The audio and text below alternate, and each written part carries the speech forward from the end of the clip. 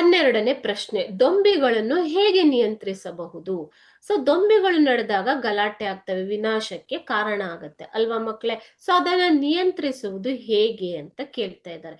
ದೊಂಬಿಗಳು ನೋಡಿ ಇಲ್ಲಿ ಹೇಳ್ತಾರೆ, ಕೆಲವೊಮ್ಮೆ ವಿನಾಶಕ್ಕೆ ಎಡೆ ಮಾಡಿ ಕೊಡುತ್ತವೆ. ಓಕೆ, ಸಾರಿ, ಎಡೆ ಮಾಡಿ ಕೊಡುತ್ತವೆ, ವಿನಾಶಕ್ಕೆ ದಾರಿ ಮಾಡಿ ಕೊಡುತ್ತವೆ. ಓಕೆ, ಸೊ ದೊಂಬಿ ಅಂದ್ರೆ ಏನು? ಮುಖ್ಯವಾಗಿ ಗಲಾಟೆ, ಗಲಭೆ ಅಲ್ವಾ?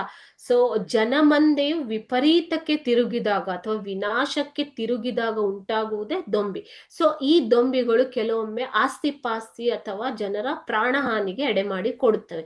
ಇವು ಕಾನೂನು ಮತ್ತು ಸುವ್ಯವಸ್ಥೆಗೆ ದೊಡ್ಡ ಸವಾಲಾಗಿ ಪರಿಣಮಿಸಿವೆ. ಓಕೆ, ದೊಂಬಿಗಳನ್ನು ಅಧಿಕಾರಿಗಳ ಸಮಯ ಪ್ರಜ್ಞೆ, ಪೊಲೀಸ್ ರಕ್ಷಣಾ ಪಡೆ ಮತ್ತು ಕಾನೂನುಗಳ ಮೂಲಕ ನಿಯಂತ್ರಿಸಬಹುದು. ಯಾವ ರೀತಿ ನಿಯಂತ್ರಣ ಮಾಡಬಹುದು?